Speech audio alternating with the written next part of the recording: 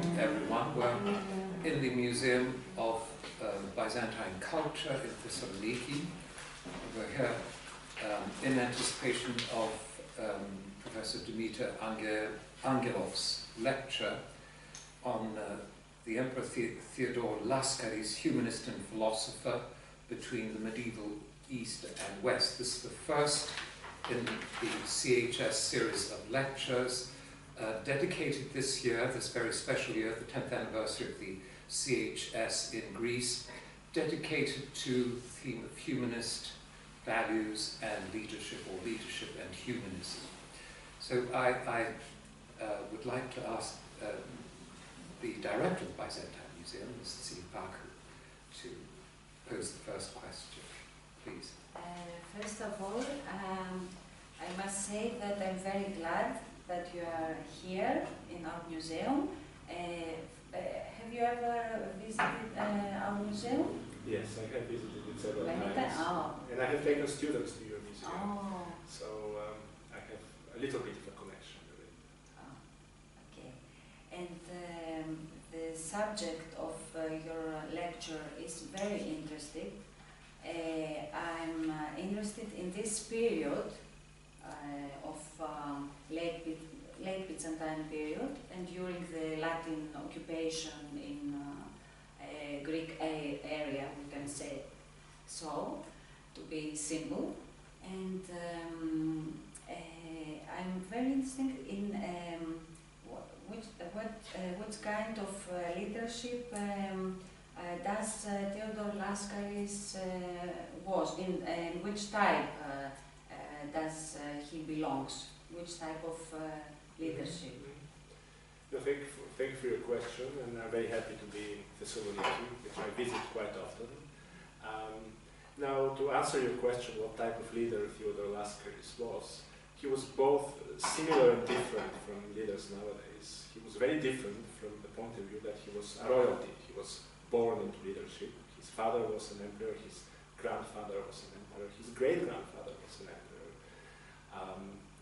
On the other hand, he's similar to leaders nowadays because he constantly felt the need to justify his own rule, and he was involved in a lot of aristocratic factionalism, and that proved to be his own undoing, or the undoing of the dynasty that he represented.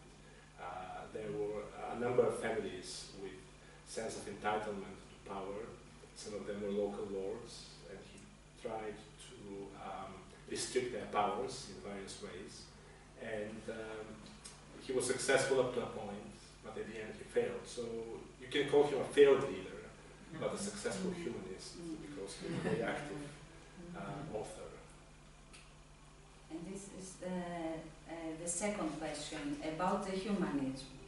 And people misunderstand generally Byzantine period and have many thoughts which are maybe wrong about Byzantine leaders generally. And it's very interesting to show them to the audience after a half an hour maybe about the humanistic values of Theodore Laskaris and his work and his action generally. No, I fully agree with you that Byzantium, traditionally, especially in the West, has been misunderstood, and that's a topic for a long conversation. What were the causes for that, and when exactly this misunderstanding happened, and why? In the case of Theodore Laskaris, and in the case of the concept of humanism especially, it depends, it's a matter of definition. How do you define humanism? Sometimes I have a problem with the way the word has been used by Western European Renaissance specialists, especially, and historians of the early modern Europe era, as though there is only one road, only one entry into humanism, and that's the Renaissance. If you define in a very narrow way humanism, then no one outside Italy, even out in Western Europe, outside of the Italian peninsula, how would we define humanism? If humanism is the same, is defined as civic humanism of the the 15th and 16th centuries. But if we define humanism in the basic sense of the word, namely humanism means the intrinsic value that a human being holds, or the interest in human character, human psychology, human emotions. We were talking a little bit about that. Then in Byzantium we find a number of figures and authors whom we can consider humanists. So we can problematize and interrogate what humanism means in this particular context, but also humanism, if we define it in such a way, what does Byzantium have to offer to a humanist understanding of the past and of today? Yes, I'm very happy also that we're all here. And I would like to ask you, you said that he was interested in human character, in human emotions, and human existence. Would you like to tell us, to give us a preview of what you're going to discuss in these parameters? Yes, thank you. I mean, that's one of the big things in this particular Byzantine author, because he has left a record of his life, of his emotions, of his impressions especially. He was very impressionistic, and that's partly a feature of the literary genre in which he wrote. It's the Byzantine epistle. It followed specific rhetorical rules, generally speaking, and he was one of the best students of Byzantine epistolography, one can say. He was very much interested in his own feelings, which he expressed, poured out, feelings of love, of hatred, of fear. He mentioned the contexts when he had these feelings. He's one of the few male authors, in fact, probably one of the only two male authors that I know who has left impressions of his own marriage, his own loving marriage. It's a philosophical text that he wrote after the death of his wife, which I myself have translated into English. So from that point of view, he's an interesting author. He was also interested in the feelings of other people, not only his own feelings. And partly because he adopted the Christian understanding of human nature, he had a very low opinion about humans. That is part of, that is the Christian doctrine of the original sin, of the fall of humankind, of Adam and Eve being expelled from paradise. But he added his own impressions. What are the problems of human nature? And I think he was partly optimistic that through the cultivation of virtue of education, one can overcome some of these problems, that through his own religious training, they were ingrained into his mind. Can I ask one small additional question? Who did he address the letters to? Who were the recipients, or are there any recipients? I mean, yes, we know who are the recipients. As with all Byzantine letters, you write letters, you keep a copy, your own copy of the letter, and at a certain point later in life, you edit a collection of your own letters, and you arrange them either in a chronological and thematic principle. In his case, his main letter collection is arranged by recipients. So his teachers are the two main recipients, and this is how the letter collection opens. But there are others, bishops, the patriarch, officials, friends. All male. All male. Okay, yeah, thank you. If I may, what about, because I'm interested in literature, how would you characterize his writing style? That's a great question. And I'm a historian, not a literary scholar. Okay. I would characterize his writing style as impulsive, stream of consciousness, kind of very unsettled writing style. And we know that some of his writings he dictated. He intentionally has left us clues that some of his essays were dictated, although he kept a very tight control over his writing, even when he dictated them. From the point of view of the history of the Greek language, it was a very high style, high registered Greek, but occasionally he uses vernacular words, especially in the most private of his letters to one of his childhood friends. He slips into the vernacular. but usually he writes high register and Thucydidean. Attic Greek, but does he reproduce cliches and topoi, and is it? I have a problem with the word cliché. Cliché, yeah. Okay, but definitely through education, yes. He knew so well Christian and classical texts, especially Homer. Right. So he would use phrases He proverbially. Yes. You can call it clichés, but he interprets No, it. yeah. Okay. So, but he does. He's an erudite writer. Oh, he was extremely erudite. Yes, and he draws upon, makes allusions, literary allusions. Absolutely. Okay, so it's very interesting. Maybe I should read. Yes, and how much of his work has been published again now? I mean, how much of it is accessible for those of us who are interested? I would say that almost all of his works are published, and the very few unpublished ones, they will appear in editions. I'm working on a translation project with a colleague in England, so there will be translations as well. Very few remain published. It's interesting that he slips into the vernacular now and again. Yes, yeah. It is interesting. And we are also in the period in which vernacular literature is written, Right. especially romances. So he's not unique from this point of view, but the mixture is peculiar. Again, he's not the first one Right. to do it. Yeah. He uses the term Hellene in a pointed way, as though he's drawing himself away from the West. He's no longer a Romios himself, or a Romaios. Why does he do that? Or what's his ideology regarding Hellene? Connected question. And here is written that he's a traditionalist in his intellectual position toward medieval Western philosophy. Between it's the difference.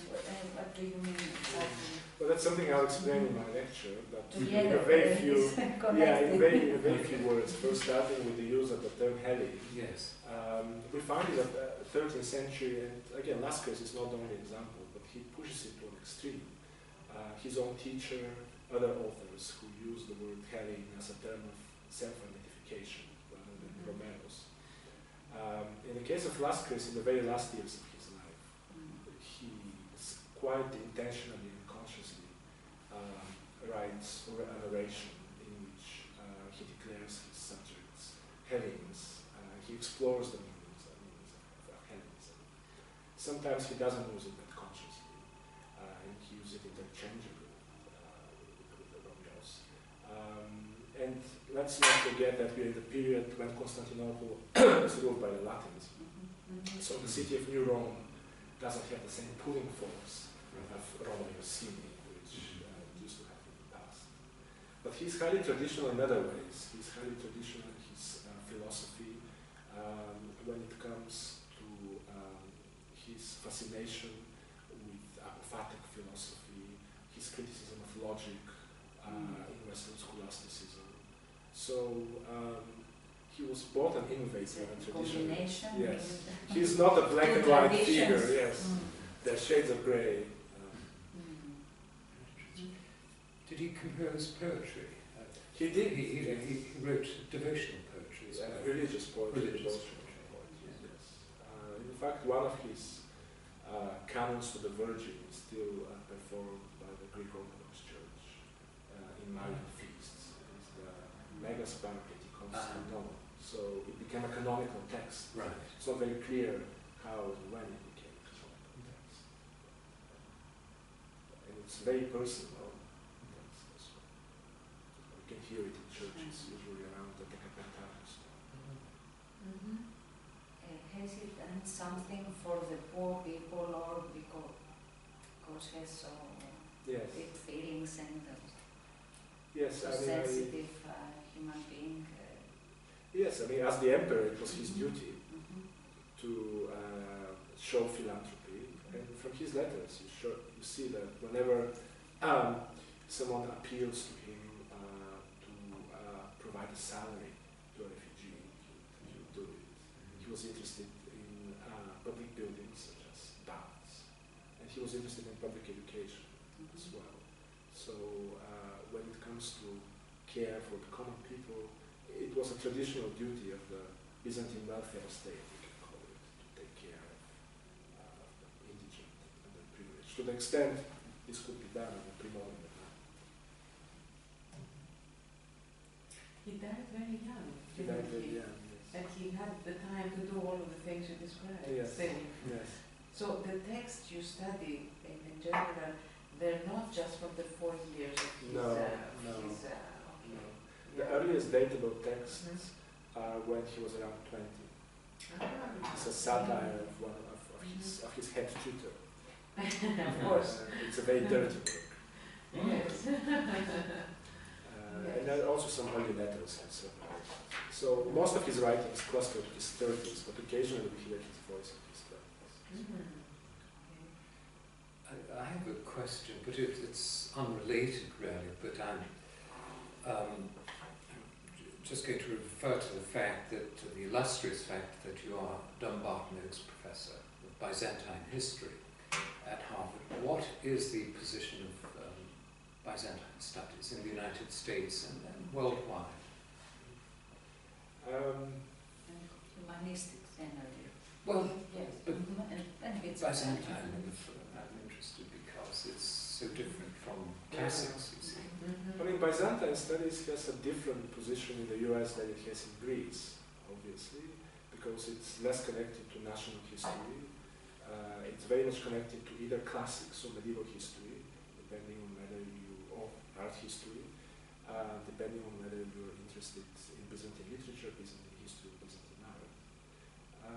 Some universities have a tradition in Byzantine history, and Harvard, I'm very happy to say, is one with such a tradition because of the Dimiter Angelov.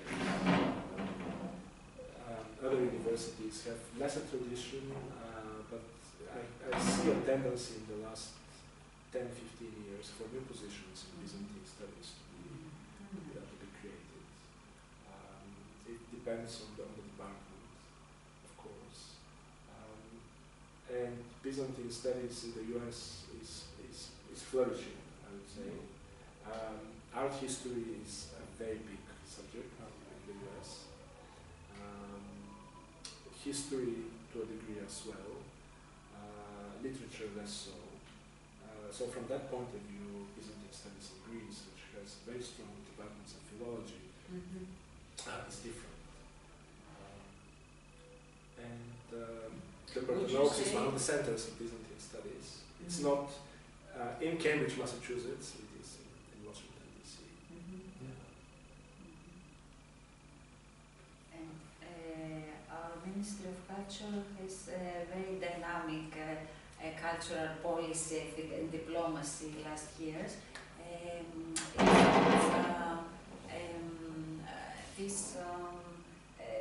American people know about exhibitions of Byzantine culture generally in USA.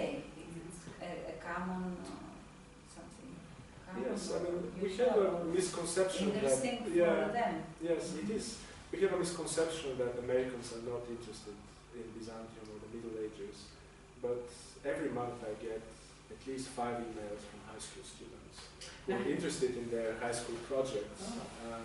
So there are, depending on the teacher, of course, and the school, because unlike Greece or most European countries, American education is not centralized. Every state has its own system. There are private schools who have a totally different system. So a lot depends on the school and the teacher. But there are good signs in terms of the young generation being interested in Byzantine emperors, especially, and in court intrigue in Byzantium. I mean, not only students, but generally American people, common people, if they know about Byzantine period, about Byzantium generally. If there is a major exhibition, they can always go. I have to say, I do remember the exhibition at the Metropolitan Museum in the 90s, which was a blockbuster, and there were people from all over the US who came. And before 4 years, I think, very interesting exhibition, Heaven and Earth. Yes. The National Gallery as well. This was a very important exhibition. So I think that's another way of getting the general public interested in Byzantium. And I will give you some presents, scientific catalogs of our temporary exhibitions and diaries, and I hope you will read them and tell me your impression about them. Thank you so much. So I think we should end, and but first thank you very much, Professor Angelov, and we look forward to your talk this evening. Thank you. Thank you.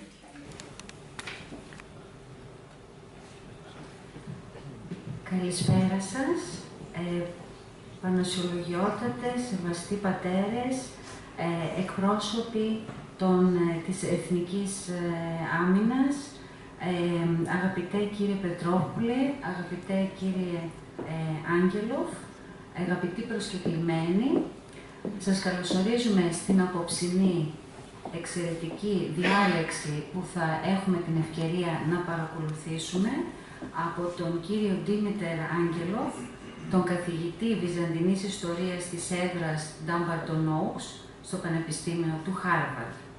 Περισσότερα βέβαια για τον ομιλητή θα σας πει στη συνέχεια ο Διευθυντής του Κέντρου Ελληνικών Σπουδών του Πανεπιστημίου Χάρβαρντ, ο κύριος Πετρόπουλος. Εγώ θα ήθελα να σας καλωσορίσω με τη σειρά μου. Προηγουμένως προηγήθηκε μία σύντομη συνάντηση με τον ομιλητή και τους εκπροσώπους του Κέντρου Ελληνικών Σπουδών, μια πολύ ενδιαφέρουσα συνάντηση και σύντομη συζήτηση που μας έδωσε το έναυσμα και για ίσως περαιτέρω συζήτηση και αυτή τη στιγμή μετά τη διάλεξη του κύριου καθηγητή. Εγώ να πω ότι η συνεργασία μας με το Κέντρο Ελληνικών Σπουδών του Πανεπιστημίου του Χάρβαρντ, που γιορτάζει φέτος τα 10 χρόνια ίδρυσής του στο Ναύπλιο, δεν είναι σημερινή. Έχουμε τα τελευταία χρόνια στενή συνεργασία, αλλά σήμερα έχουμε την τιμή να ξεκινά ο κύκλος των διαλέξεων και της επαιτειακής αυτής δράσης του Κέντρου Ελληνικών Σπουδών από το Μουσείο Βυζαντινού Πολιτισμού, και μάλιστα αυτός ο κύκλος έχει τεθεί υπό την αιγίδα του εξοχότατου Προέδρου της Ελληνικής Δημοκρατίας, του κυρίου Προκόπιου Παυλόπουλου.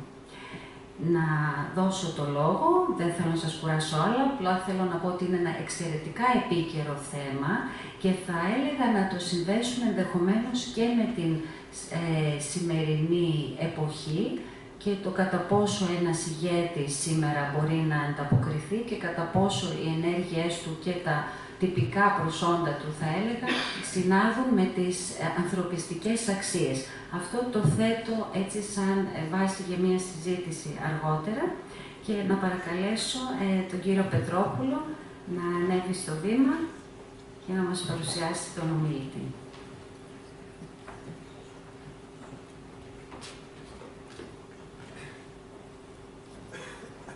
Ευχαριστώ.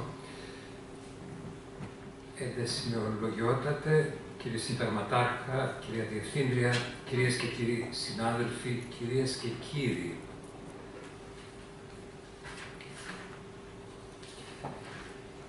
Η φετινή σειρά διαλέξεων του Κέντρου Ελληνικών Σπουδών του Πανεπιστημίου Χάρβαρντ ξεκινάει για πρώτη φορά στη Θεσσαλονίκη. Εγκαινιάζεται, όπως ταιριάζει ιδιαίτερα απόψε, στο θαυμάσιο Μουσείο Βυζαντινού Πολιτισμού με την ομιλία ενός διακεκριμένου νέου ιστορικού του Βυζαντίου. Και ευχαριστώ επί τη ευκαιρία και πάλι την Διευθύντρια για τη συνεργασία αυτή. Οι διαλέξεις του κέντρου, οι οποίες θα πραγματοποιηθούν και σε άλλες πόλεις, φέτος έχουν έναν ιδιαίτερο επαιτειακό χαρακτήρα, όπως ακούσατε, καθώς συμπληρώνονται τον Ιούνιο του 2018, 10 χρόνια από την έναρξη της λειτουργίας του κέντρου στο Ναύπλιο και στην Ελλάδα γενικότερα.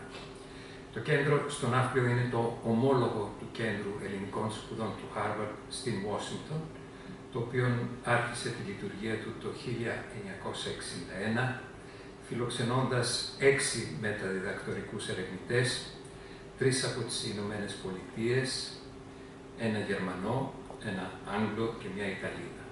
5 άντρες, μια γυναίκα. Ιδρύθηκε χάρη στους 2 φιλέλληνες, την Marie Beale, της οποίας ο σύζυγος υπηρέτησε στο Υπουργείο Εξωτερικών των Ηνωμένων Πολιτειών επί της Μικρασιατικής καταστροφής, και τον ευεργέτη Paul Mellon. Η Beale δόρισε το τεράστιο οικόπεδο στο οποίο κτίστηκε το κέντρο. Ο Δε Mellon το πρικοδότησε, θέτοντάς το υπό την διοικητική και επιστημονική αιγίδα του Χάρβαρντ.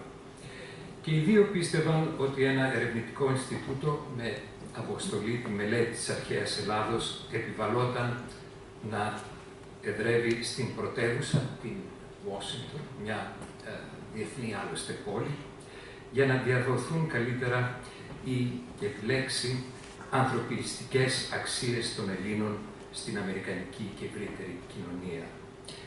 Με τον όρο αυτό, ο Paul Mellon εννοούσε κυρίως την ιδεολογία του διαφωτισμού, η οποία υποστήριζε την αξιοπρέπεια και τα δικαιώματα του ανθρώπου. Το 2000 ανέλαβε διευθυντής του κέντρου στην Ουάσιγκτον ο καθηγητής Gregory Nage, στον οποίο ανήκει η πρωτοβουλία να ιδρυθεί ένα δεύτερο κέντρο ελληνικών σπουδών στη χώρα μας, γιατί φρονούσε και φρονεί ότι το πραγματικό παγκόσμιο κέντρο ελληνικών σπουδών είναι η Ελλάδα. Από το 2008 το κέντρο στο Ναύπλιο έχει αναπτύξει ποικίλες δραστηριότητες και έχει προσφέρει εκατοντάδες υποτροφίες σε ερευνητές, φοιτητές και μαθητές λυκείου. Με αφορμή λοιπόν τα 10 χρόνια λειτουργίας του κέντρου, η Ακαδημαϊκή Επιτροπή επέλεξε ως κεντρικό θέμα των διαλέξεων του 2017-18 ηγεσία και ανθρωπιστικές αξίες, γιατί το θέμα αυτό απηχεί την αποστολή του κέντρου όπως την οραματίστηκε ο Mellon, ο οποίος ήθελε το κέντρο όχι μόνο να δώσει νέο προσανατολισμό στις αρχαιοελληνικές σπουδές, αλλά και να δείξει πόσο επίκαιρες είναι αυτές για τους σύγχρονους πολίτες και τους ηγέτες τους. Ο Mellon θεωρούσε το Dunbar-Noakes αδελφό ίδρυμα, sister institution, όπως το έλεγε, όπως και όντως είναι. Με ιδιαίτερη χαρά θα ήθελα να πω λίγα λόγια για τον ομιλητή μας, τον κύριο Dimiter Angelov, ο οποίος είναι καθηγητής της Βυζαντινής Ιστορίας στην έδρα Dumbarton-Oaks, στο Πανεπιστήμιο Χάρβαρντ. Είναι ιδρυτικό μέλος του προγράμματος συγκριτικών πολιτισμικών σπουδών στην Ελλάδα, το οποίο λειτουργεί από το 2002 έως σήμερα. Τα πολυάριθμα έργα του για τη Βυζαντινή ιστορία περιλαμβάνουν το βιβλίο Imperial Ideology and Political Thought in Byzantium, Αυτοκρατορική ιδεολογία και πολιτική σκέψη στο Βυζάντιο 1204 έως 1330 και εξεδόθη το 2007. Ασχολείται κυρίως με θέματα της πνευματικής ιστορίας της ύστερης Βυζαντινής Αυτοκρατορίας.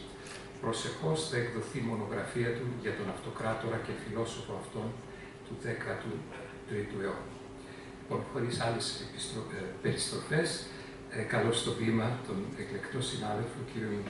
Dimiter Angelov, το θέμα του στα αγγλικά, The Emperor Theodore Laskaris, Humanist and Philosopher between the Medieval East and West.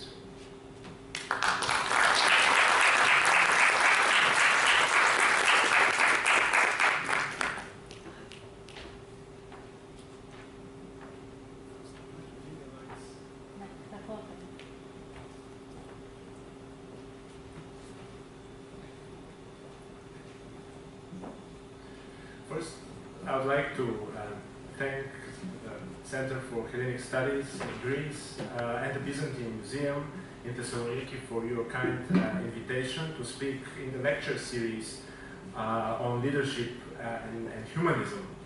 I'm always happy to be in Thessaloniki, in fact to be back in Thessaloniki, which is the home city of my darling wife, and now of my ikogeni Merida, something which I learned very recently as a term. The venue has given me a stimulus to explore the meaning of these concepts in the specific cultural and historical context of Byzantium. I'll be focusing on a prolific and original author on the basis of a forthcoming biography of that author, an author who was a major figure in the later centuries of Byzantine history and who was born to be a leader.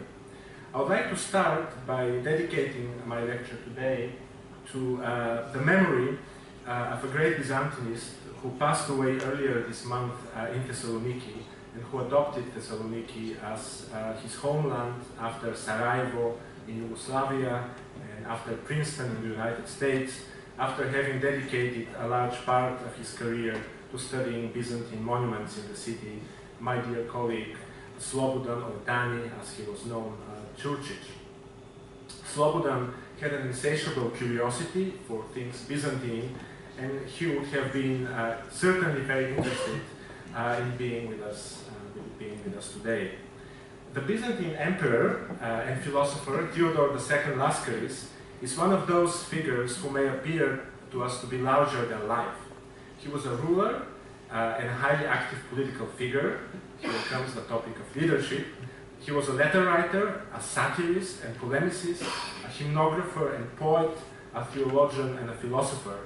He is probably best known as a conscious proponent of Hellenism and Hellenic identity in Byzantium. He was certainly the most enthusiastic and daring proponent. Later on, I will introduce you to some of his ideas and the way they were connected with questions of leadership. Looking at the slide on your left, you see a slightly fading depiction of the man in whom you're interested, Theodore Laskaris, a portrait which is found in a 14th century Munich manuscript of the history of George Pachymeris, which is probably based on a live portrait of Laskaris himself. In the middle, you see a rather crude pen and ink portrait of the author, which is also based on the Munich manuscript, the faded one, and it was made in the 15th century.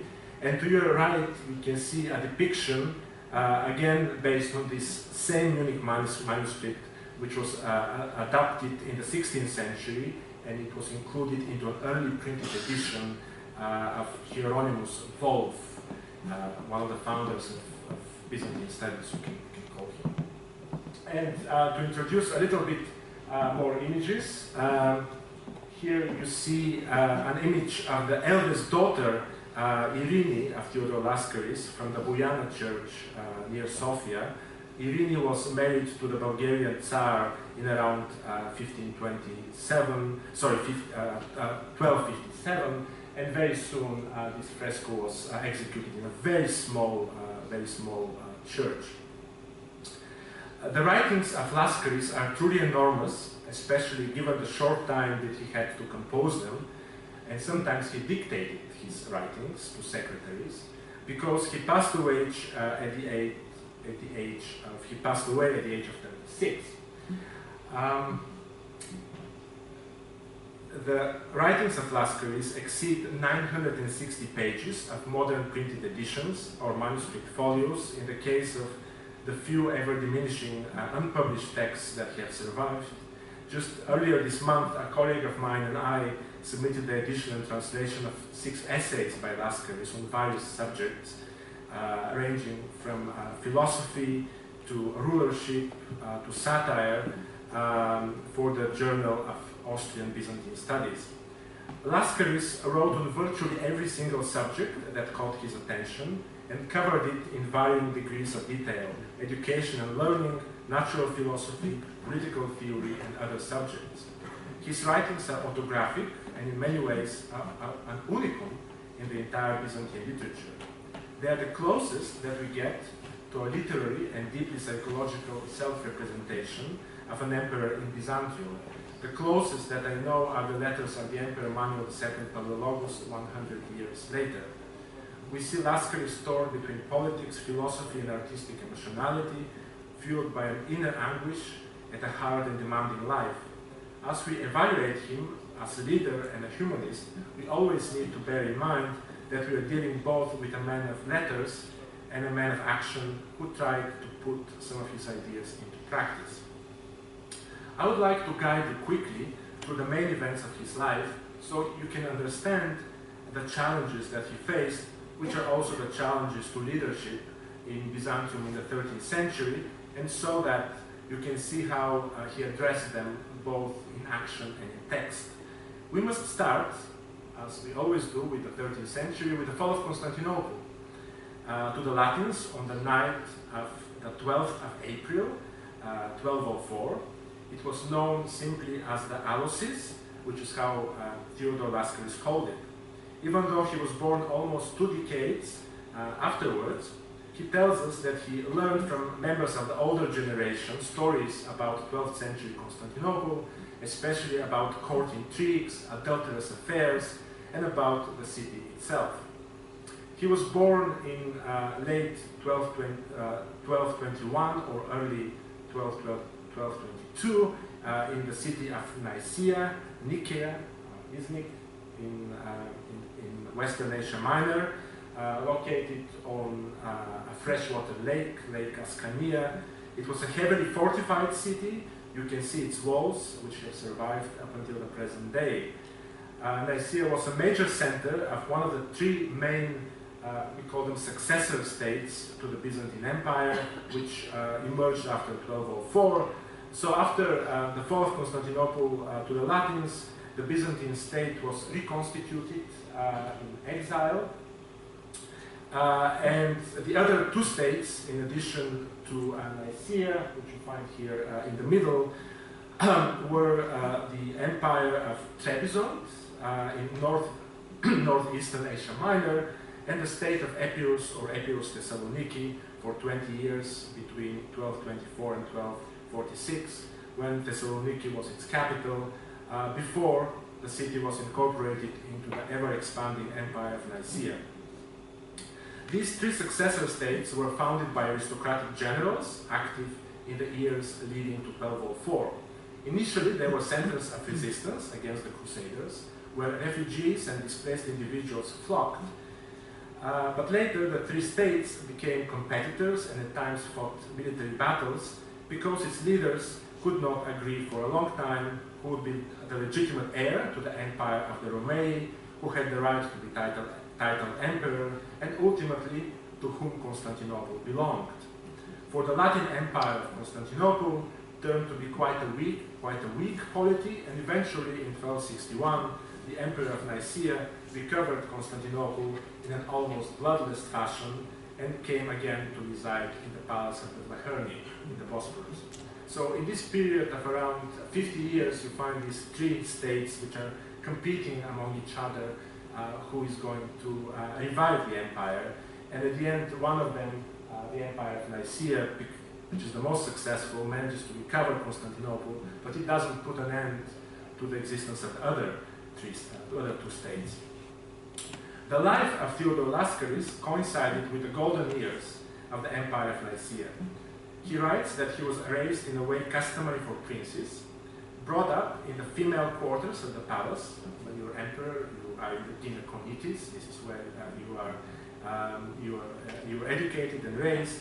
He was surrounded by pages and attendants. He was educated by the best elementary and secondary teachers. At the age of 10, he was engaged to an 8-year-old Bulgarian princess by the name of Elena, as part of a strategic alliance against Latin Constantinople. At the age of 13, he was married. The adolescent bride and groom grew up together, had eventually 5 children, and had also a loving marriage, as Laskaris himself remembered.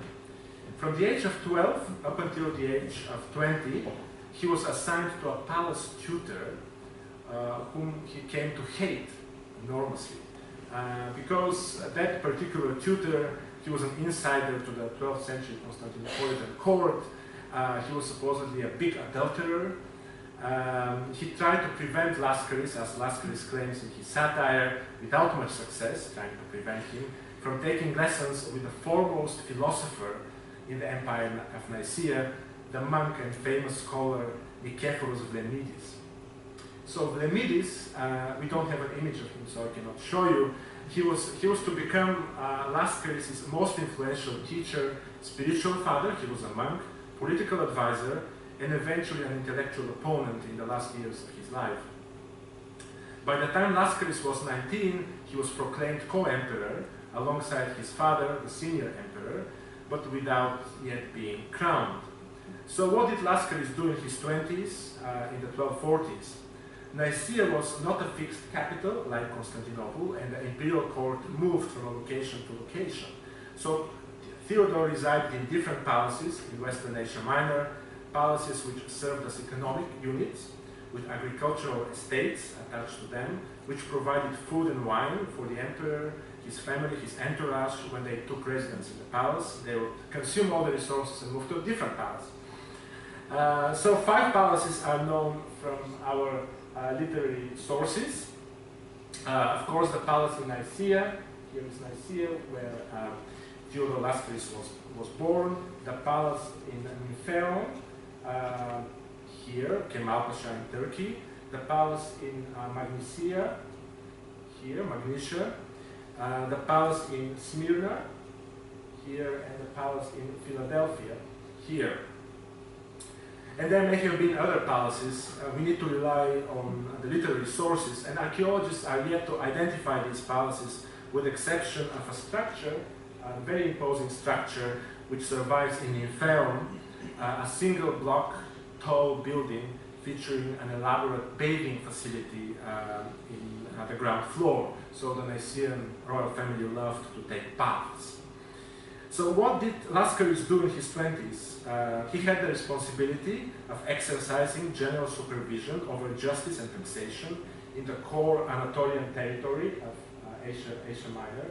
This is the core Anatolian territory of the Empire of Nicaea. We are in Western Anatolia. Everything east is under the Seljuks and various Turkoman tribes.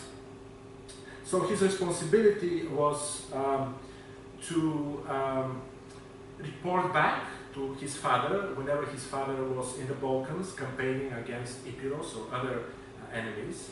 And in the 1240s, when Laskaris was in his 20s, this happened quite often because the Empire of Nicaea expanded very rapidly into the Balkans. So Theodore Laskaris was left alone in Asia Minor.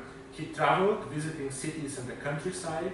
He observed and reported back problems to his father, especially problems of maladministration, and he had specific powers in the administration of justice and the allocation of fiscal resources. He could put you on imperial payroll if you have problems. He developed a special attachment to his native Asia Minor, as he called it endearingly, the Holy Land, my mother Anatolia. And this is a very, very moving phrase that he uses. Iagi, Dimiter Anatoli. This is really Laskaris telling us about his native Asia Minor. He hated the Balkans. When he visited the Balkans, he found them foreign and unfriendly, but he needed to administer them because they were part of the Empire of Nicaea, a large part of it by that time. At the age of 32, Laskaris became the sole emperor. He spent the 4 brief years of his rule by leading a long campaign in the Balkans, receiving Latin, Mongol, and other ambassadors, writing and preparing manuscript editions of his works. And 1 year before his death, in 1257, as you can see from the map, the Empire of Nicaea came to stretch all the way to Dyrrhachium on the Adriatic, and it truly dwarfed the Latin Empire of Constantinople. All that's left to the Latins, to the Latin Emperor, is the city itself.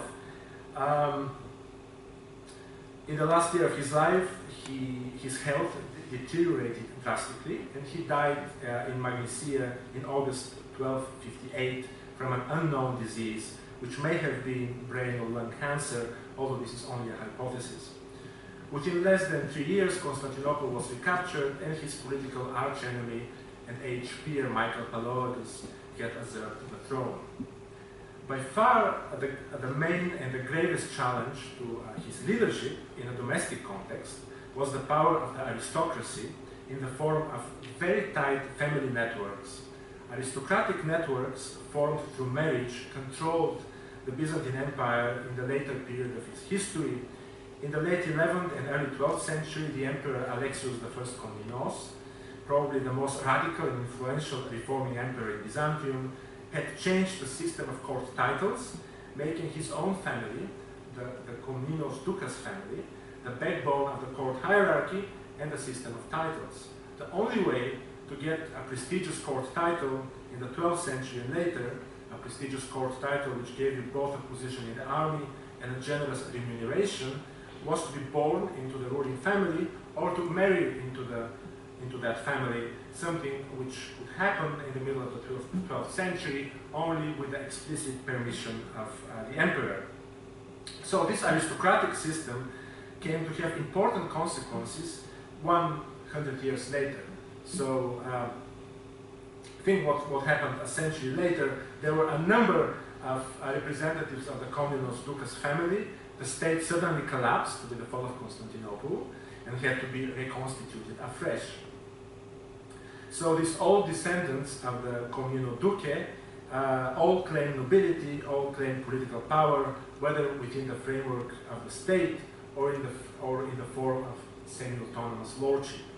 So the founders of all three states, Nicaea, Epirus, and Trebizond, were the descendants of the Komnenos family.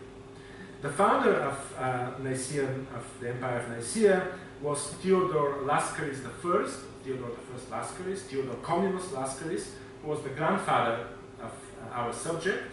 He came from a relatively new family, which was intermarried with the Komnenian family in the 12th century. The name Laskaris is probably of Persian origin, and the family were descendants of foreign aristocrats from the area of Dvin and Ganzak in Armenia, who were incorporated into the Byzantine elite in the 11th century. The elder Theodore Laskaris was a military commander, married to the emperor's daughter. This is a very Byzantine story. This is how you become an emperor in Byzantium. If you're lucky, you'll get the title of despot in this period. You'll be designated the heir. And before the fall of Constantinople, he managed to escape from the city shortly before its fall to the Latins, and he organized resistance in Asia Minor. He had himself proclaimed emperor by the army and arranged for the election of an exiled patriarch of Constantinople who anointed him and crowned him. So you see here two seals of Theodore I Laskaris, a pre-imperial one. He's still a high general, Sevastos Protevestiaritis. He doesn't have himself depicted. Instead, you have the image of St. George and an inscription. And you find the imperial seal of Theodore Laskaris. That's the emperor. That's the emperor himself. On the other side, which is the main side, the obverse, as it is known in sigillography and numismatics, you find a depiction of St. Theodore Stratilatis, who is his namesake. So you can trace the career of individuals in Byzantium. If you put together their seals over a period of time, you can see what happened with them as time went on. Imitating the circumstances of his own accession, this individual arranged for his eldest daughter to marry a talented general by the name of John Vatatzis, who also came from a family intermarried with the ruling clan of the Komneno Duke in the 12th century, and from this union was born our Theodore Laskaris, whose official name was Theodore Dukas Laskaris. Now, Laskaris had a really troubled relationship with representatives of other aristocratic major families of Komnenian descent, especially with the Komnenos Paleologos and Komnenos Philis families. A Komnenos Philis was a governor of Thessaloniki, a Nicaean governor of Thessaloniki in the 50s. As for the Paleologos family, in recent decades, its representatives have been chosen as heirs to the throne and as son-in-laws of emperors.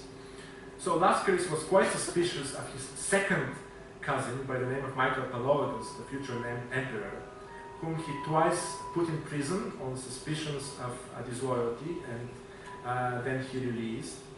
And in Laskaris' letters and philosophical musings give us a sense that royal leadership was quite a competitive exercise. In the unique case, when we get the voice of an emperor recording his own thoughts, we see him fearing challenges to power, threats to his own life. It's quite moving, in fact, in the 21st century to read some of these letters. So what was Laskaris' solution? Well, he cultivated a loyal service elite and tried to centralize the state by promoting individuals whom he considered to be personally faithful to him, sometimes wrongly considered to be personally faithful, and individuals with whom he bonded at the court. One of my small discoveries has been to establish how much this bonding at the court with individuals whom he later promoted occurred during leisure activities at the court, such as banqueting, mime and music performances, the reading of romances. Foremost among his protégés were three brothers whom he had known as pages. They were very much disliked by the aristocracy because they were not of convenient descent, they were former pages. They were also reputed to be musicians. They were musicians, in fact. And they were assassinated just a few days after Laskaris' death with the silent approval of that man, Michael Palaeologus. So Palaeologus, the family is much more familiar to you probably. He went ahead to dethrone and blind the underage son of Laskaris, and he founded the longest-lasting Byzantine dynasty, which ruled Constantinople up until 1453. He recovered Constantinople as well. And this image, which you can find from the same Munich manuscript of Pachymeris, if you look at how Palaeologus is identified, it's not only the surname Palaeologus, but he's identified as Michael Ducas Angelus Comnenus Palaeologus. So he put all his family surnames together. And whenever I talk to historians working on areas and periods other than Byzantium, they almost always remark that the story of Laskaris really unsettles us about the teleology of history and about dominant historical narratives. Because Laskaris proved to be a dead end, he was a failed leader, his dynasty came to an end and his reforms were reversed, yet he makes us think about alternative historical paths and historical choices that were open at the time, but were never fulfilled. Laskaris had a more lasting impact as a writer, political theorist, and orator than as an emperor. How did he express his political agenda through philosophy? He authored a remarkable treatise on politics and friendship, Philia, addressed to his main political protege, one of the pages. And you can see here, this is a luxury manuscript which was prepared in the Nicaean scriptorium with the opening folio of his treatise on politics and friendship. Now, Laskaris is the only author in Byzantium to present a coherent theory of philia, and in many ways he summarized the very practical way in which the Byzantines understood friendship or philia. Based on Aristotle's typology of friendship, the treatise is a work on elite solidarity, lordship, and the challenges to royal rule. Below the emperor, at the top of the social pyramid, there were many lords, Kyrii, who were all linked with each other through reciprocal philia or friendship. Friendship with the emperor created an especially strong bond based on economic, social, and ideological incentives. The emperor made economic resources available to his friends, especially he could give them gifts from the palace, such as luxury silk clothes. He could invite them to take part in hunting expeditions or music performances.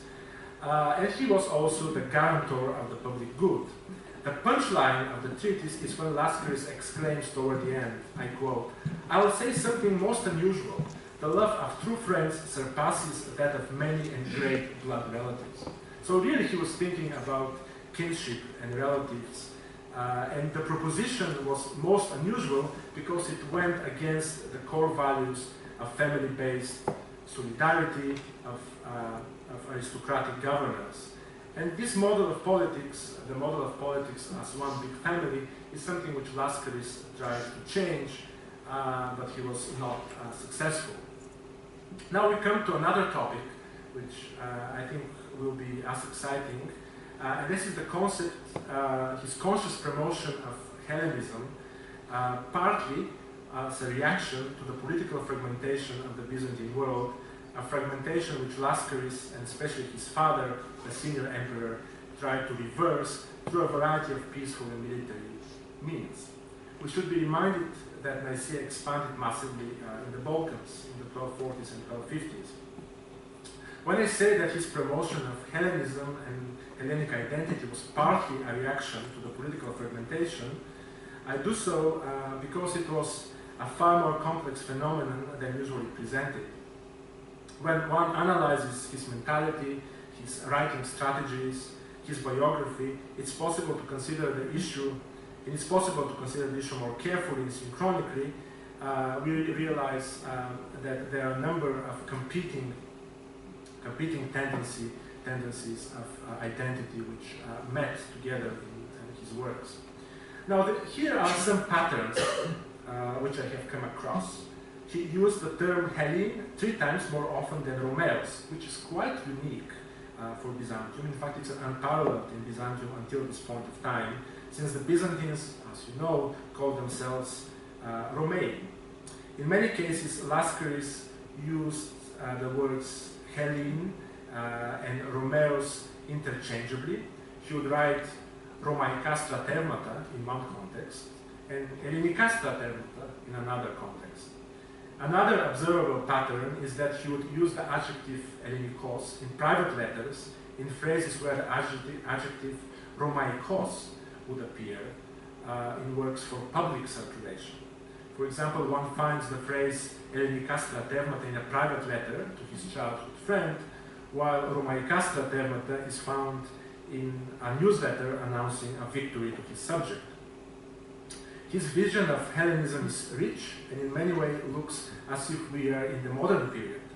He took pride in being the direct heir to the philosophy of the Hellenes. He wrote about biological, genealogical descent from the ancient Hellenes, and he was inspired by what he describes as the Hellenic genius that he saw embodied in the standing ancient ruins of Pergamon in Asia Minor, in contrast to the decadence of his own time. His sense of Hellenic identity was expressed most powerfully in antagonistic contexts, and especially when he defined himself and his own community vis-à-vis the Latins. The most coherent manifesto of his Hellenism is a speech that he wrote on the occasion of the reception of a papal ecclesiastical delegation in Thessaloniki in September and October 1256. So this was 671 years ago here. He came from Nicaea. He had prearranged that the papal ambassadors would come. He brought with him the patriarch. There were many bishops, both from Asia Minor and from the Balkans. He visited the city, in fact, in order to finalize a treaty with the state of Epirus. And while he was doing this, he held diplomatic discussions with Dominican friars who were authorized by the Pope to discuss with him and with the Byzantine clergy the terms of a possible future union of the churches. The diplomatic discussions were something of a fiasco because the two parties were not willing to compromise, especially Laskaris. During his time in Thessaloniki, Laskaris wrote 2 polemical speeches. The main audience of these speeches was his own clergy and bishops, whom he urged not to make any compromises in matter of doctrine or in other matters. He instilled pride in his audience by consciously and purposefully invoking their Hellenic identity. It was a Hellenism that was highly political in this context. He wrote that the Hellenes had taken revenge for the fall of Constantinople. They had revived their state. This is Nicaea, which he compares to ancient Athens, a state which he claims was indispensable for the cultivation of education and learning. The way he links the state with education is quite amazing in this context. He thinks that pedia, which we translate into English as education, is impossible without the existence of a state. The Hellenes, he writes, had a historical right to ancient knowledge, nothing surprising here. Most remarkably, he revived the Hellenocentric climate theory of Aristotle and Hippocrates. So what is this climate theory? According to it, the Hellenes enjoyed the best climate moderate climate in the world, which was neither too cold nor too hot, for they were in the middle of the climate zones. You find this in Aristotle's Politics. They were near the sea, which contributed to their healthy bodies and their natural intelligence. So Laskaris even drew a diagram of world travel. It's a very simple diagram, or a sketch, or a drawing, in order to illustrate for his audience the centrality of Hellas. So you can see here my own photograph of his second oration against the Latins. It survives in a number of manuscripts. This one is from the 15th century. And you can see small Greek letters at the end of the two lines that cross each other. The Greek letter ni, Laskaris explains, refers to Britain on one end of the inhabited world. He says it's at the end of the inhabited world. Right? The Greek lambda is Spain on the other end of the inhabited world. The kappa is Egypt, and the Omicron is a mythical land in India, which is in the eastern extremity of the known world. At the center, at what he calls Alpha, lies Hellas.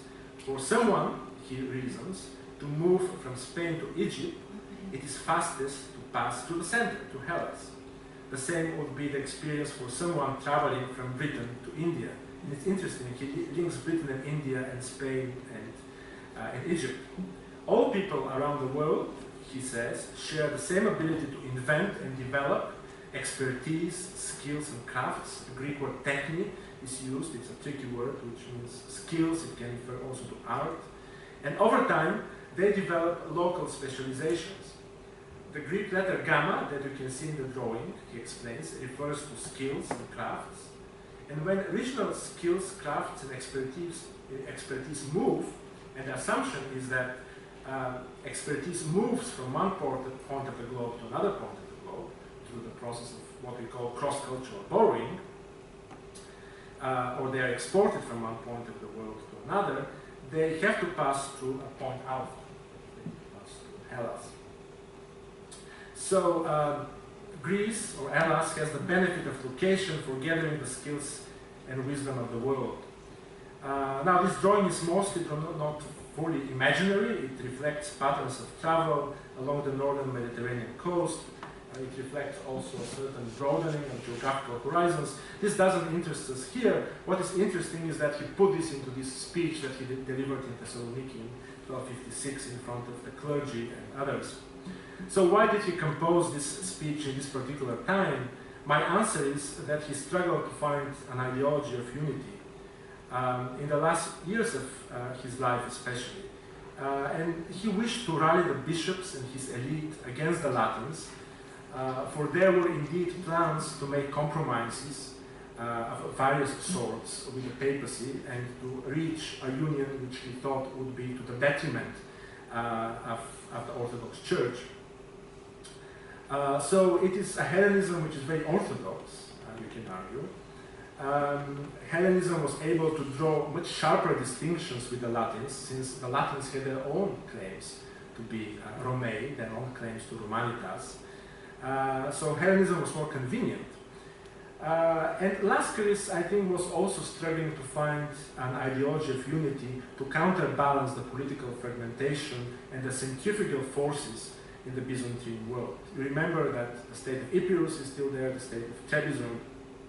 And it's significant that bishops from the state of Epirus attended the disputations in Thessaloniki, and part of the old Byzantine theme of Hellas, this part is Thessaly, was outside of the boundaries of Nicaea, and it was part of this rival state of Epirus, which Nicaea had a lot of problems with. Constantinople was still under Latin rule. We are not in 1261. And it could not serve as a pulling force of unity. So Hellenism, in Laskaris' imagination, came to replace Constantinople. Now let's turn to the other subject of the place of humanism for our Byzantine emperor and philosopher. Humanism is a subject to different definitions, some of them problematic and Western-centered. If we define humanism, however, in its simplest possible sense, as the intrinsic value that the human being holds, and as literary and philosophical interest in human character and human emotion, Laskaris was an accomplished humanist. He was also a humanist in action. Byzantium had the features of a welfare state, something which the late academicos, Angelikilaiou, he has argued convincingly.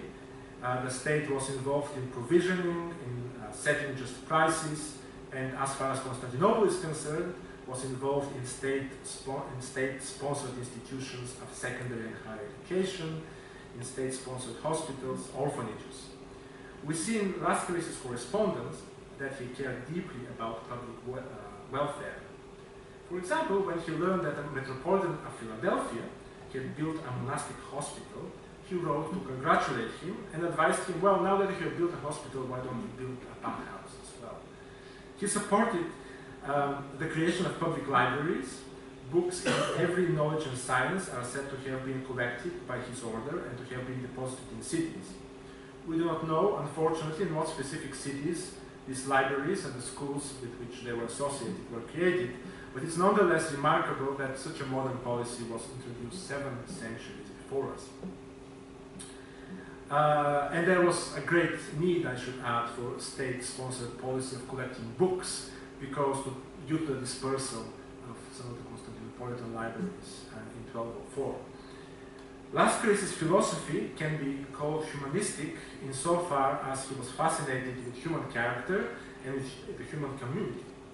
This fascination is not unique to him in Byzantium. We find it most prominently in Michael Psellos in the 11th century and in some later authors. Laskaris very often repeated the old saying that the human being is a microcosmos, a microcosm. He discussed the role of paedia, and he paid attention to the knowledge and skills of humble craftsmen. His interest in human psychology and human character was marked by a very negative view of human nature. In other words, he did not idealize the human being as some Renaissance thinkers like Leon Battista Alberti, for example, did. No, for him it was a bad human being which could be corrected in various ways, whether through the cultivation of virtue, through the cultivation of friendship, or in other ways. To be sure, this pessimistic view followed the Christian doctrine of the fall of Adam and Eve, yet it was also based on Laskaris' own Machiavellian sense of politics and his tense relations with the aristocracy. In another philosophical treatise, Representation of the World or Life, which is an amazing depiction, literary depiction of life in all of its variety, which was addressed to his main political protege and childhood friend, Laskaris wondered at the beastly impulses of humans and voiced amazement at how great rulers surrounded themselves with flatterers and slanderers. No matter how powerful, rulers had no control over the minds of their subjects. The human being, he wrote, is the most secretive animal in his speech. He is more secretive than speechless animals, saying some things even when he is concerned with something else. He made a long list of hypocritical actions and reprehensible behaviors that he witnessed around him. Seemingly modest people, he wrote, were arrogant and disassembled, pretended like foxes. Shamefully behaving women controlled the actions of dignified individuals. Plotters concealed their premeditated actions. Murderers received praise. Poor people pretended to be wealthy, and rich men complained that they were poor. So he gives a long, long list, and it's all within his comments on human nature. As with all Byzantine scholars who lived after 1204, which was a heavy and unanticipated blow inflicted by the Latin Crusaders, Laskaris was preoccupied with the relationship of his native culture with the Latin West. It is perhaps understandable that he considered the Latins as his main political and cultural rivals, more so than the Seljuk Turks, more so than other neighbors, and more so even than the Mongols, who were much feared in this period. So the Latins were the main opponent. This highly antagonistic attitude shows really how powerful the memory of the fall of Constantinople was. The antagonism took sometimes the form of a competitive feeling. He was well aware that the Latins had an admiration for Greek philosophy, which manifested itself in the ongoing project of the translation of Aristotle from Greek into Latin. The Latin admiration for Aristotelian philosophy was a cause for pride as much as a concern for Laskaris. Why was it a cause of concern? Well, he was concerned lest philosophy may find a new home in the West, and lest the Latins outdo the Hellenes and deprive them of their competitive edge. In a letter to his teacher Dragoumis, he aired frustration with the contemporary generation of students. It's like a school teacher nowadays complaining. He says that students are easygoing, they are motivated only under pressure, they do not care about philosophia, and he made a very gloomy prediction. He wrote that on this basis, I reckon, philosophy will depart from us, for philosophy belongs to the Hellenes who now dishonor her as if it were a foreigner, in order to go to the barbarians, these are the Western people, and glorify them.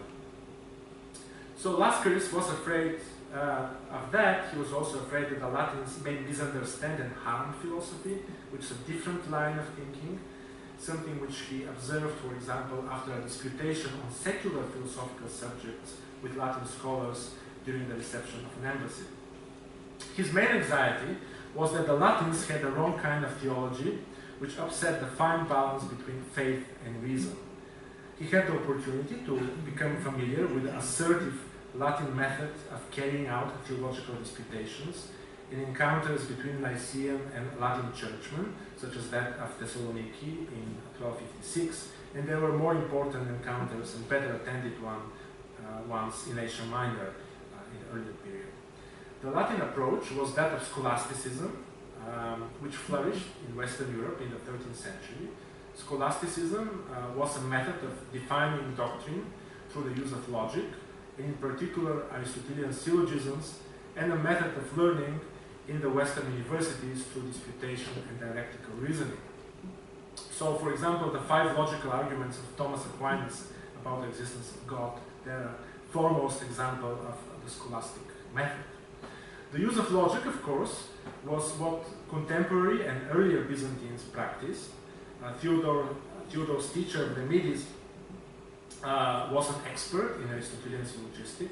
He participated in disputations with Latin theologians on the vexed question of the procession of the Holy Ghost, and himself advocated the use of logic for understanding the scriptures, without, however, assigning any epistemic use of logic.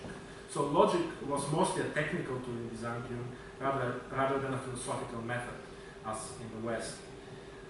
Laskaris was far more pessimistic about logic than his teacher Dragoumis. In his oration against the Latins, composed in Thessaloniki, he vehemently criticized the use of syllogisms in theological discussions. Every syllogism consists of 2 premises, a major premise and a minor premise, and a conclusion which is drawn from the 2 premises. Laskaris objected against the non-scriptural nature of the premises, and I'll spare you some of the technical details of his critique, which is concerned mostly with the theory of syllogisms. He wrote that demonstration through logic has its use in other sciences, but in theology that surpasses every science, it has no use. He equated theology, which literally means theologia, the word of God, with the scriptures, and by extension with the doctrine of the fathers of the church. He attacked the theological use of syllogisms also on the basis of language, of linguistic theory. So he wrote that language was an imprecise tool in theology because of its polysemy, because of the different nuances and metaphorical usage of words. For example, the semantics of the word genesis, he pointed out, they varied. They were different depending on whether one refers to an animal or to a water fountain. We tremble, he remarked, when we converse about God and assess his nature, lest we put forward an interpretation of the divine texts other than that dictated by the voice of our God and Lord. So too many commentaries on the Holy Scriptures corrupted the Holy Scriptures. He wrote, in fact, if Paul, this is the Apostle Paul, interpreted the Gospel, if you interpret Paul, then if someone else interprets you again, and then another person interprets him, And yet another man intervenes and interprets the last man. How unsteady is the gospel and how pointless. So these endless commentaries for him were a real problem. This pessimism about logic led to a fascination with the negative apophatic theology of, especially of Dionysius Areopagitis of the early centuries. Laskaris wrote a treatise on the divine names, which consists of over 700 names of God. He just lists these names of God. And is modeled clearly after Dionysius Areopagitis, who is one of the most influential figures of apophatic theology. In a letter to a Roman cardinal, Laskaris wrote that the incapacity of experience is the beginning of the discourse about God. God was unperceived by the senses, and he uses an interesting metaphor. It resembled a master who resides in a sealed house where his slaves cannot see him because they're in another room. So imagine the master being in a locked room and then his slaves being somewhere else. And in the same way, the divine principles of theology were undiscoverable because they were unconnected with our useful judgments. Yet Laskaris did think that ancient philosophy and the Christian faith met their paths, although his reasoning was different from that of contemporary 13th century Western theologians and even from contemporary or earlier Byzantine philosophers. He favored the use of geometry and numerology, a turn to mathematics based on old Pythagorean and Platonic strands of ancient philosophy. I argue that Laskaris came to this peculiar mathematics-inspired theology as a conscious response to the overuse of Aristotelian logic, and this was a response to intellectual currents of his time, both in Byzantium and in the West. In the same collection of religious works, in which he included the two speeches against the Latins, one finds treatises on the Trinity, in which he experiments with geometrical reasoning. Just to give you one example, you see here a diagram on his, which is found in his treatise on the Trinity, consisting of three interlocking circles. In the middle is the word N, the divine monad, and in each of the circles one finds two words which together constitute a sort of question, TST zone. The connection with the Trinity is rather remote. It's based on the reasoning that each word shares something with another word insofar as words are unequivocal and without a predicate. So the area which is shared is the divine monad, and this is how the three words converge. In other theological discussions based on numerology and mathematics, Laskaris explicitly wrote that he was combining philosophy and theology, and he argued that through the lofty science of mathematics, the human mind could reach illumination, ellipsis, and approach divine theology. Reasoning based on geometrical diagrams and mathematical combinations abound in his main theological treatise, Natural Communion, Physici Koinonia, an obscure work which is very difficult to understand, partly because we still lack a critical edition, despite the fact that it has survived in main manuscripts. Here you see a diagram of concentric circles of the four elements, earth, water, air, and fire, with nature marked by F. So we find earth, water, air, fire, with nature in the middle. By the way, this is a deluxe manuscript of the treatise with plenty of gold ornamentation, red ink, which was produced in a Nicaean scriptorium under Theodore's auspices. The drawing serves not only as an illustration, but is part of the argument of the treatise, namely elements that are close to each other have a closer propensity to mix. Hence, earth and water tend to mix more than water and fire. Now, I would like to move to some sort of conclusion. Laskaris was hardly a typical imperial figure in Byzantium. Like no other emperor, he was an accomplished philosopher, he had a literary talent, and he was obsessed with writing and with his own legacy. Nevertheless, if you allow me, I will attempt to draw a few general conclusions, no matter how rough they may sound. Questions of leadership and humanism were as much a concern for the Byzantines and for Byzantine thinkers and political actors as they were for us. The fear of leaders for their own political survival is nothing new. If you read his his letters, you realize that he constantly wanted to cling to power and he was afraid he would be overthrown. The examples of Laskaris can teach us a lesson about the limits of leadership and the difficulties to reform a state and a society in the face of a powerful aristocratic elite and political dynasties. Fundamental questions of communal self-definition vis-a-vis outside powers were as much a concern for the Byzantines as they were for us. Here Laskaris arrived at some formulations that were new for Byzantium, especially in connection with his Hellenism. His humanistic tendencies are perhaps even more interesting. These humanistic tendencies are as much forward-looking as they were looking back to ancient texts and ancient models. He cared deeply about education, both his own and the state-sponsored education of some of his own subjects. Given that Byzantine education was based on the study of ancient texts, we can certainly call Laskaris a medieval proponent of the humanities, of the literae humaniores, as they are known. Last but not least, he left us enough of his utterances, of his opinions, in the form of texts, in spite of his relatively brief life. And what else is history but an attempt of us to relate and understand other human beings, like Laskaris, and the ways in which they were both similar and different from us. And this is part of the humanistic exercise of historians, and this is one of the excitements of being a historian, namely relating to human beings from past ages, no matter whether in Byzantium or in other ages and periods. So thank you for your attention.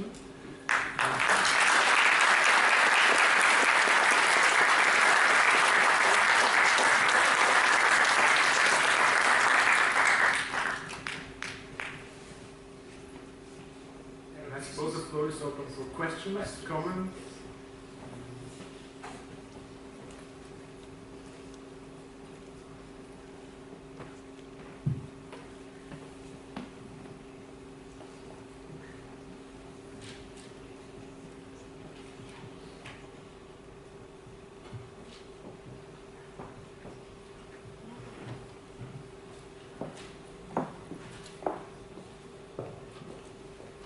Thank you very much, Professor Angelov.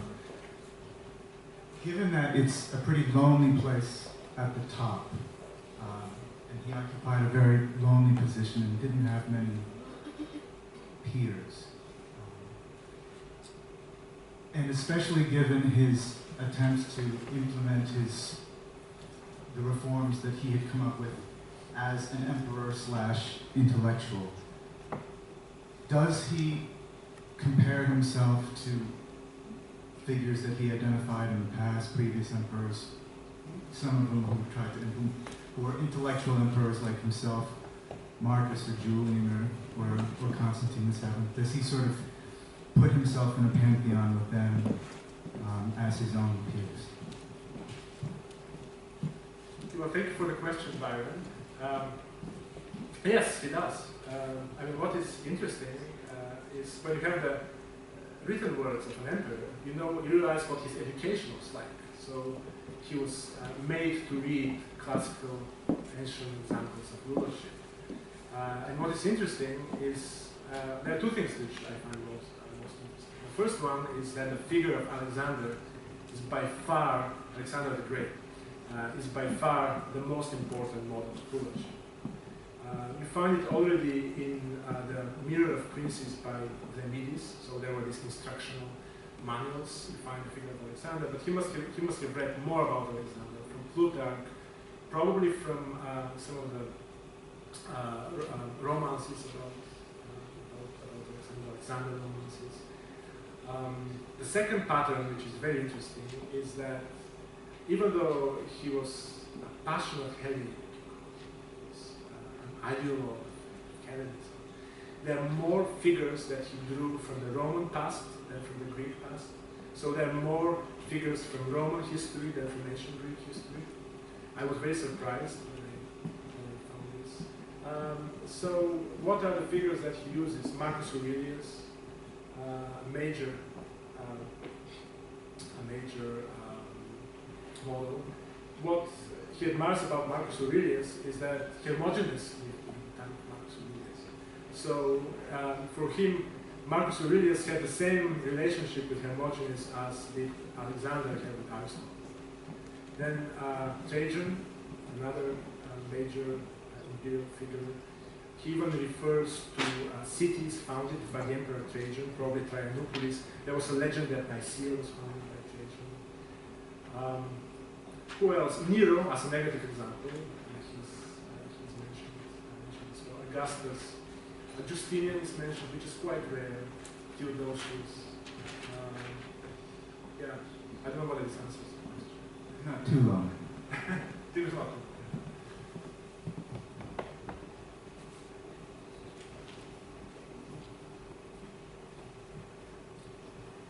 I would very much like to know, hear more about the Laskaris' concept of philia. I was not aware of that text, and I'm eager to read it if it's available.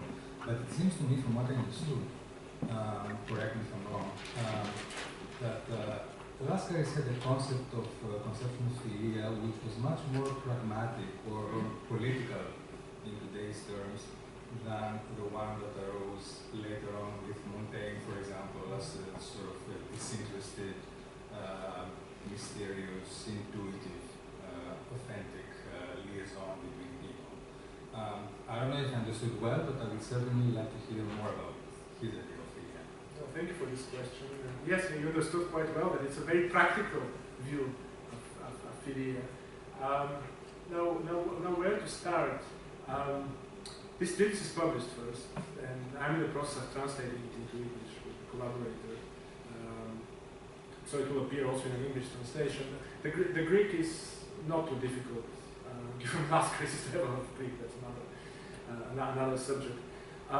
So it is a treatise which pretends to be based on the Nicomachean ethics.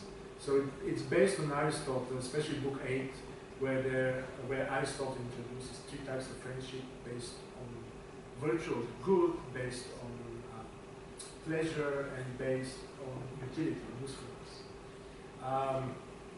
However, Laskaris departs from Aristotle. He differs from Aristotle because in Aristotle's treatise you find that equality is the basis of friendship. This is something which Laskaris knew, but he did not replicate in the treatise. It was a very practical work in which he says, well, it's best to be the emperor's friend because if you love friendship for the sake of the natural good, the emperor guarantees the public good. He protects you against enemies. He admits refugees in the state because this was a period in which there was a lot of movement of people after the 4th Constantinople. If you're interested in gaining properties and in money, become the emperor's friend, give him his loyalty, and I will give you back salaries and monetary resources.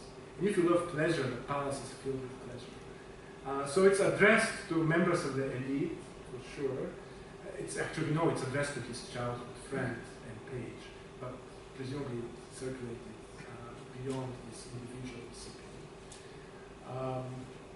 And yes, friendship is a high ideal, but the moment you read about his view of friendship, you realize that probably a better word than friendship would be patronage.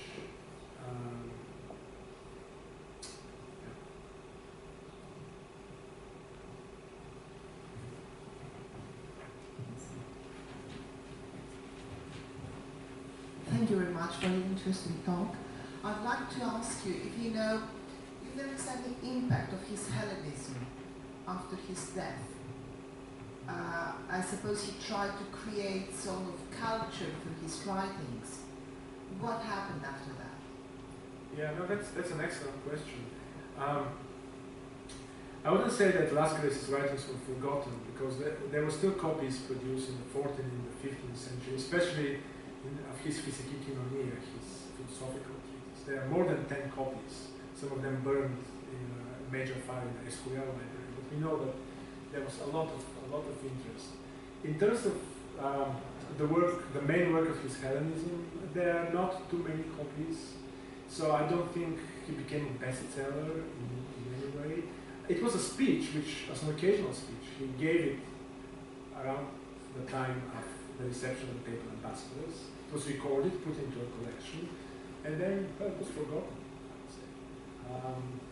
So if the question is about the reception of Laskaris, there was quite little interest in Laskaris, with one exception, one of his hymns. There was great interest in the church. It's part of the, it's still used in church services, the megaspire that he calls Canon of Laskaris. But his works on Hellenism, I would say, were forgotten. Hellenism, of course, continues after Laskaris, especially in the 15th century. It's revived very powerfully. But after the reconquest of Constantinople, there was no longer need to turn to Hellenism, because Constantinople is the capital. This is the center of, this is the Nea Romi. You tend to identify yourself more instinctively as a Romeos if you're in Constantinople than if you're in the provinces. So I don't know whether this answers your question. Absolutely, thank you.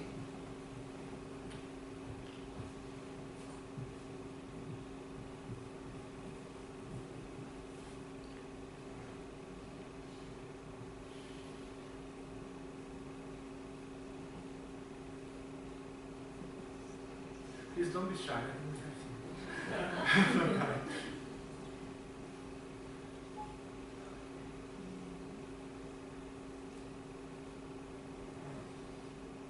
As you can see, I can go on and on about it because this project is still very much in my head. If I were to give this talk next year, probably I'll have much less details to be able to answer your question.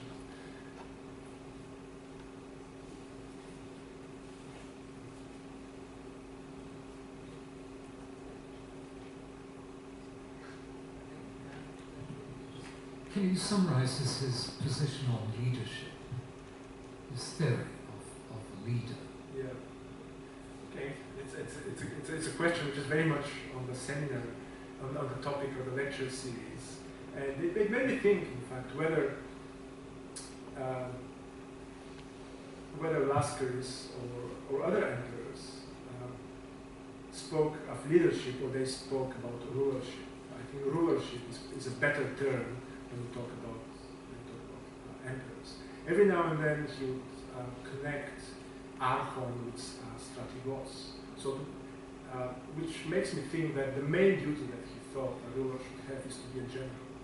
And this is very traditional. He was raised by a father who was a great general, and he himself, you can get from his writings the impression that he wants to prove that he's a good general. Because there were critics, especially when he turned to philosophy, saying, why do you study so much philosophy? You are supposed to lead the army, to go on campaign. You need to have lots of practical knowledge, but not so much theoretical knowledge. So for him, being the general was very important. And he has left us letters written during a campaign, which is quite unique. So he describes other generals. He doesn't trust his generals, which is quite amazing. You think of the Byzantine army as being very hierarchical, and very highly organized. The moment you read his letters, you realize that he says bad things about one general, bad things about another general, and he's sending his letters to the commander-in-chief, who is in Nicaea. Now, another problem, which I already have talked at length, is the aristocracy. I think he himself was a descendant from the Comnenian line. And he was born into a world in which politics looked like one big family. Everyone was related to everyone. Think of the world of royalty in the 19th century. And this is a model that he tried to modify as much as possible. I don't think he really made a full shift, because even when he promoted his new service elite, the first thing that he did was to give them wives from aristocratic families. So he wanted to break up the alliances, the aristocratic alliances around him. But then he creates new alliances, which are based on the same model. So he was preoccupied with this dynastic principle. He died very young. You never know what he would come up later. He was obsessed with money, which, what emperors did. They put people on the payroll, paying them salaries. And he complains in some of his letters that the whole day I spent counting gold coins rather than reading philosophy. So he knew that there was a monetary aspect to leadership, very much interested to numismatists.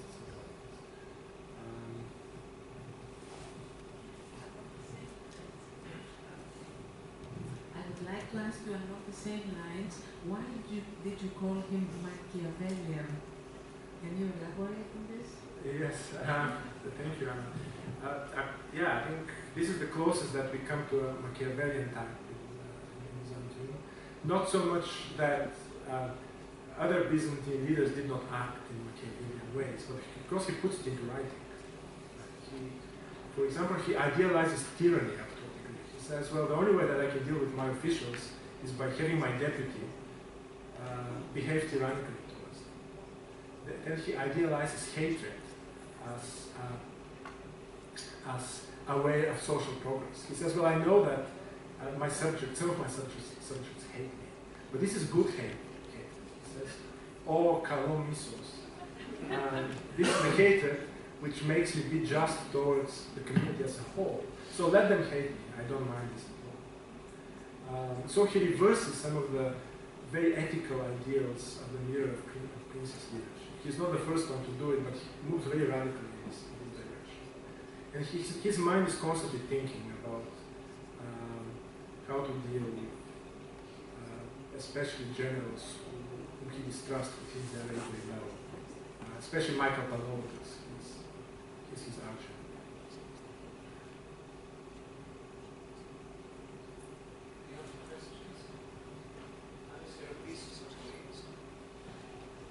Where did he stay in the camera? Quando è votato adesso sta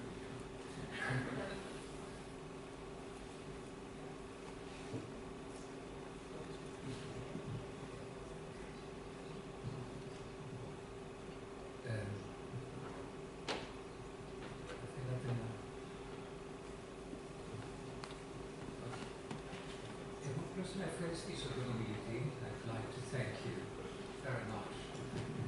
And,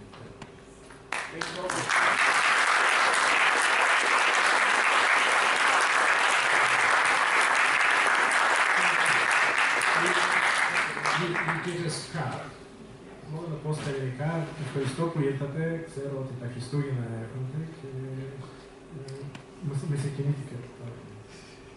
Είστε καλά, σας ευχαριστώ. Να ευχαριστήσω και εγώ τον ομιλητή. Thank you very much, dear professor. And I have presents for you a selection of temporary exhibition catalogs. I hope you will find them interesting and useful. Κλείνοντας, ναι.